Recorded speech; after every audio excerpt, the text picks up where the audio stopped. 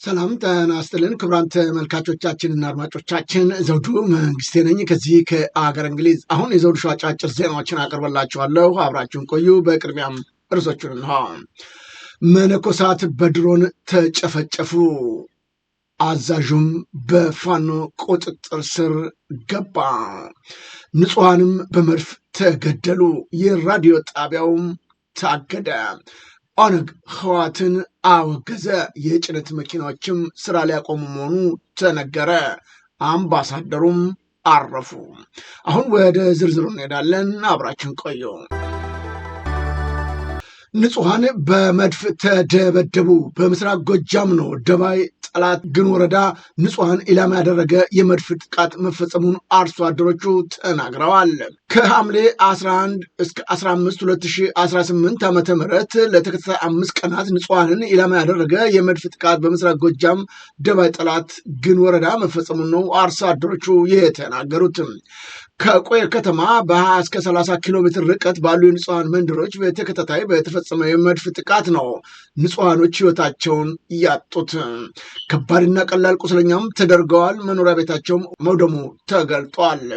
በዕለተ ቅዳሜ ህዝብ ለገበያ በተሰበሰበበት አደባባይ ጥቃት ተደርጓል ያሉት አርሶ አደሮቹ በአርሶ አደሮች ማሳም ላይ በመኖሪያ ቤቶቻቸውም እንደዚሁ በህዝብ መሰብሰቢያ አካባቢዎች በተፈጸመው የመድፍ ድብደባ የንጹሐን ህይወት መቀጠፉንም አሳውቀዋል። ምንም አይነት ውጊያ በሌለበት አካባቢ ከቆየ ከተማ የሚወረወረው የመድፍ በ30 ኪሎ ሜትር ርቀት የሚገኙ የደብረ ኢየሱስ ሸሚ አካባቢዎችና በጎዛምን ገዳማላ እና ደጋማ ክፍል ላይ ንጹሐን ኢላማ ያደረጉ ጥቃቶች መፈጸማቸው ነው ተገለጸው። በትላንትና ዕለትም ከጠዋቱ 3:35 በተፈጸመ የመድፍ ድብደባ የአርሶ አደሮች ቤትና በእርሻ መሬቶቻቸው ላይ መሆኑም አስታውሰው አርሶ አደሩ እየተፈጸመ ባለው ጥቃት በእርሻ ስራው ላይ መገኘት አለመቻላቸውም ታውቋል። በተደጋጋሚ ጊዜያት እየተፈጸመባቸው ያለው ድብደባን በተመለከተና በተለይም በትላንትና ዕለት የወረደው የመድፍ ናዳን በተመለከተ አርሶ አደሮቹ እንዲህ ሲሉ ጉዳዩን ገልጸውታል። ደርሶ በረዶ ጎረደብኝ እንጂ ምኑን አሰብኩት። ጭቃ ልሆንስ ተባለ። እሱ ደግሞ ተስረው እንደበረረ መጥቶ እዚህ እንደው ማጥንቱ የማይገኝ ነበር። እንደሌላው ሞቶ ስር የሰው ተቀበረ ስቴና ነው። እናንተ አካባቢ ፋኖ ምናምን አለ እዚህ የለም ምንም የለም። እና ታዲያ እዚህ የተተኮሰው ለምንድን ነው? እኔ ምን አባቴ ናውቃለሁ።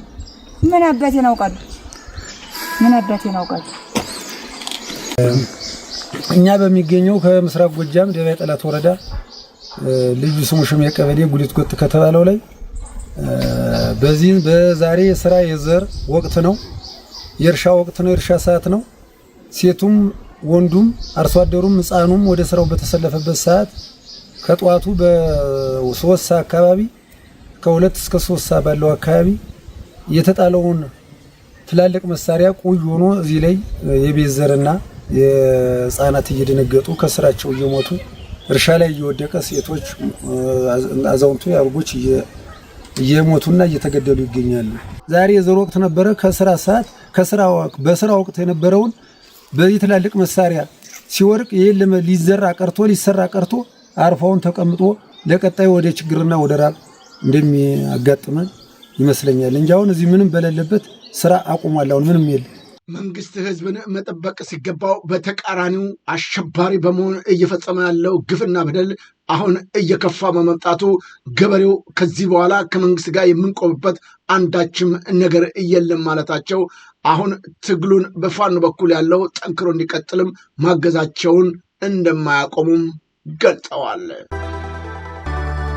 መነኮሳት በድሮን ተጨፈጨፉ፣ አሳዛኝ ተግባር ተፈጽሟል።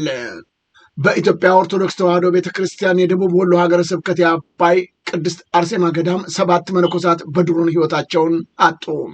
በትላንትናው ዕለትም አባይ በረሃ ያለችው የቅድስት አርሴማ ገዳም መነኮሳት በጸሎት ቅዳሴ ላይ ያሉ ነው በደረሰባቸው የአንካች ድሮን ድብደባ 7 መነኮሳት ወዲያውኑ ህይወታቸው ሲያልፍ 10 መነኮሳት ደግሞ በከባድ ሁኔታ መቁሰላቸው ታውቋል። ዓለም በቃኝ ብለው የመነኑ ገዳማያን ጭምር ለመጨፍጨፍ ርኅራኄ የሌለው የብልጽግናው አገዛዝ ተመሳሳይ የዘር ማጥፋት ወንጀል በቤተ ክርስቲያኒቷ አባቶችና መናንያንና ምዕመናን እንዲሁም በአማራ ህዝብ ላይ በጅምላ መፈጸሙ ከጀመረ ዓመታትን አስቆጥሯል። መነኮሳቶቹ ፈጣሪያቸውን እየለመኑ ባለበት ምንም በማያውቁት ጉዳይ በአካባቢውም የፋኖ ኃይሎች በሌሉበት እንዲህ አይነት ጭካኔ የተሞላበት ጭፍጨፋ ማከናወኑ እጅግ በጣም አሳዛኝ ነው ተብሏል። ወዴት እንሄዳለን? ከሀገራችን ውጭ፣ ከቤተ ክርስቲያናችን ውጭ፣ ከገዳማችን ውጭ ያሉት እነዚሁ የእምነት አባቶች ሕይወታቸው የተረፈው ታዲያ በምን መልኩ ነው ይህንን ጠላት መከላከል የምንችለውም ብለዋል። የተፈጸመውን ግፍና በደል እጅግ በሚያሳዝን ሁኔታ አውግዘውታል። የኦሮሞ ብሔር ተወላጁ የሚኒሻ አመራሩ በፋኖ ቁጥጥር ስር ዋለ። የፋኖ አያያዝ በጎና ለተቋም ሕግና ሰብአዊነት እየተገዛ ነው ያለው ይህ አመራር ፋኖ ዓላማ ያለው ኃይል እንጂ ከየትኛውም ሕዝብ ጋር ጥል የለውም ብሏል። ጠላቱ የብልጽግና አገዛዝ ብቻ መሆኑን የገለጸው ይህ አመራር ለአድማ ብተናና ለምንሻም ጥሪውን እንዲህ ሲል አቅርበዋል። ገረፋኖ ጎርተኔ ትግል ከሰብ አፋጠኔ ወያ ገራቶ መስራና አግፈተነ አመሰግናለሁ። እንግዲህ እኔ የተያዝኩት ስሜ ነጋይ ተስፋ ይባላል። ከሲያደብርና ዋዩ ወረዳ ሶስተኛ ሻምበል መሪ ነኝ። የተያዝኩት 9 ሰዓት ተኩል አካባቢ ከሌሊቱ። ከዛን ጊዜ ጀምሮ እንግዲህ በፋኖ እጅ ነው ያለሁት። የደረሰብኝ ምንም በደል የለም። ያው ፋኖ አማራን ብቻ ሳይሆን ዘር ተኮር ሳይሆን ያው ጥላቸው ከመንግስት ጋርና የአገዛዙ መንግስት ውጣ ወረዱ በጣም ስላስጠላው ነው። ዘር ተኮር አይደለም እና ምንም የደረሰብኝ ችግር የለም። በዚሁ ማስተላለፍ የምፈልገው ሁላችንም ሚኒሻ ላይ ያለውም የፖሊስ ምናምን አድማ ብተና ያሉትም አንድ ብንሆን እና የአገዛዙ መንግስት በጋራ ብንታገለው ጥሩ ነው የሚመስለኝ። ሌላው በእኛ በሲያደብርና ዋዩ ወረዳ አሉ ከ200 ምናምን ሚኒሻ በላይ ነው ያለው። እናንተም ይሄንን ተረድታችሁ ከፋኖ ጎን ብትሆኑ ትግሉ የጋራ ብናደርገው ጥሩ ነው የሚመስለኝ። በአገሪቱ በአጠቃላይ የብልጽግናው አገዛዝ እያማረራቸው ኢትዮጵያኖች አሁን በቃን ደክሞናል፣ ትግላችንን በጋራ አድርገን ይህንን ጸረ ኢትዮጵያ አገዛዝ ከስልጣንና ኃላፊነቱ ማንሳትና ለግ ማቅረብ አለብን ማለታቸው ታውቋል። በህዝብ መቃብር ላይ የሚገነባ የፖለቲካ ጥምረት ውስጥ አንገባም አለ ኦነግ። የኦሮሞ ነጻነት ሰራዊት ከፍተኛ ኮማንድ ባወጣው መግለጫ ነው ህወሓት በኦሮሞ ህዝብ መካከል መከፋፈልና ጥርጣሬ ለመፍጠር እያደረገ ነው ያለውን እንቅስቃሴ በጥብቅ እንደሚቃወም አሳውቋል።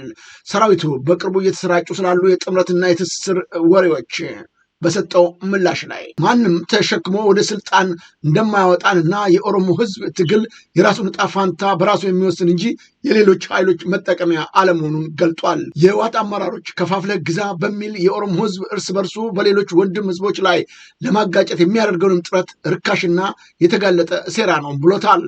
የህዝቦችን ደህንነት አደጋ ላይ የሚጥሉ የጥፋት ጂኦፖለቲካዊ ተንኮሎችና አጋጣሚ ጠባቂ ኦፖርቹኒስት አካሄዶችን በመቃወም የህዝቡን ሰላም መብት ለማስከበር እንደሚታገልም አረጋግጧል። በትግራይ በረዶ አዘል ዝናብ የአንድ ህፃን ህይወት ቀጠፈ። በትግራይ ክልል ነው በተለያዩ አካባቢዎች የተከሰቱ ተቃራኒ የአየር ሁኔታዎች በህዝብና በግብርና ከፍተኛ ተጽዕኖ እያሳደሩ መሆናቸው ታውቋል። በአንድ በኩል በረዶ አዘል ከባድ ዝናብ የአንድን ህፃን ህይወት ሲቀጥፍ በአዝርትና በመስኖ ላይም ከፍተኛ ጉዳት ማስረሱ ነው የተገለጸው። በሌላም በኩል ደግሞ 176 የቀበሌ ገበሬ ማህበራት እስካሁን የክረምት ዝናብ እንዳላገኙም ነው የታወቀው። የሬዲዮ ጣቢያው እግድ ተጣለበት። ጂኤፍኤም 106.7 ሬዲዮ ሞገድ ለ6 ወራት ታግዷል። የመገናኛ ብዙሃን ባለስልጣን በጂኤፍ 106.7 ሬዲዮ ጣቢያ ላይ የ6 ወራትን የስርጭት እግድ ነው የጣለበት። የኢትዮጵያ መገናኛ ብዙሃን ባለስልጣን ጂኤፍኤም 106.6 ሬዲዮ ጣቢያን የብሮድካስቲንግ ስርጭት ከሐምሌ 1 2018 ጀምሮ ለሚቀጥሉ 6 ወራት ሙሉ ለሙሉ እንዲታገድ መወሰኑን አሳውቋል። ባለስልጣኑ ውሳኔውን ያስተላለፈው ጣቢያው በተደጋጋሚ የተሰጡትን የቃልና የጽሁፍ ማስጠንቀቂያዎች ሳይቀበል በመቅረቱና በአዋጅ ቁጥር 1238/2013 የተጣሉበትን የፈቃድ ውል ግዴታዎች ባለመወጣቱ እንደሆነ ነው የገለጸው። ባለስልጣኑ ባደረገው የይዘት ክትትልና የአካል ኢንስፔክሽን ምልከታ ጣቢያው በህግ የተጣለበትን የሀገራዊ ይዘት ሽፋን አለማካተቱን፣ ህዝብን የሚያስተምሩና የሚያዝናኑ ፕሮግራሞች ከማቅረብ መቆጠቡን እንዲሁም ለሀገራዊ እሴት ፖለቲካዊና ኢኮኖሚያዊ እድገት አስተዋጽኦ የማያደርግ ግዴታውን አለመወጣቱንም አረጋግጫለሁ ብሏል። 59 በመቶ የኢትዮጵያ ሕዝብ በአንድ ክፍል ውስጥ እንደሚኖር የፌዴራል ስታቲስቲክስ አገልግሎት ከአውሮፓ 24 እስከ 25 ያካሄደው ጥናት አመለከተ። የመኖሪያ ቤቶች መጨናነቅ በተለይም በከተሞች አካባቢ እንዲባባስ ካደረጉት ምክንያቶች አንዱ ከገጠር ወደ ከተማ የሚደረገው ያልተቋረጠ ፍልሰት መሆኑንም ከጥናቱ ታውቋል። በተጠቀሰውም ጊዜ ውስጥ በጥናቱ 31 በመቶ የሴቶችና 24 በመቶ የወንዶች ፍልሰትም ተመዝግቧል ነው የተባለው። የተሻለ ስራ ዕድል፣ ትምህርትና የመሰረተ ልማት አቅርቦት ፍለጋ የሚደረገው ፍልሰት በከተሞቹ ላይ የመኖሪያ ቤቱን አቅርቦት ላይ ከፍተኛ ጫና በመፈጠሩ በባለ 2 ክፍል ቤቶች የሚኖሩ ዜጎች ድርሻ 31 በመቶ መድረሱንም ሪፖርቱ አትተዋል።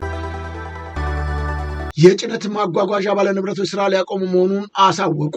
የኢትዮጵያ የፈሳሽ ጭነት ማጓጓዣ ባለንብረቶች ማህበር የታሪፍ ማሻሻያ ጥያቄ ምላሽ ባለማግኘቱ አባላቱ ከገበያ ሊወጡ እንደሚችሉ ነው የተናገረው። ማህበሩ ከትራንስፖርት፣ ንግድ፣ ነዳጅ ቁጥጥር መስሪያ ቤቶች ጋር ጥናት አቅርቦ ምላሽ ማጣቱንም አክሎ ገልጿል። አሁን ባለው የነዳጅ ፍላጎት መጨመር፣ የመለዋወጫ እቃዎች ዋጋ መናር እና ድርብ ጫናዎች ምክንያት ስራ መቀጠል አስቸጋሪ ሆኗል ነው ያለው። በተጨማሪም ባለንብረቶች ከእውቅናቸው ውጭ በሹፌሮች በሚፈጸም የኮንትሮባንድ ወንጀል ምክንያት ተሽከርካሪና ነዳጅ እየተወረሰባቸው እንደሚገኝም ተናግረዋል። የኢትዮጵያ መንግስት የሱዳንን ውንጀላ አጣጣለው። በሱዳን ያጋጠመውን አገር አቀፍ የኤሌክትሪክ ኃይል መቋረጥ ከኢትዮጵያ የሚገባው ኃይል በመቋረጡ ምክንያት ነው ተብሎ የወጣውን መግለጫ የኢትዮጵያ ኤሌክትሪክ ኃይል ሙሉ በሙሉ አስተባብሏል።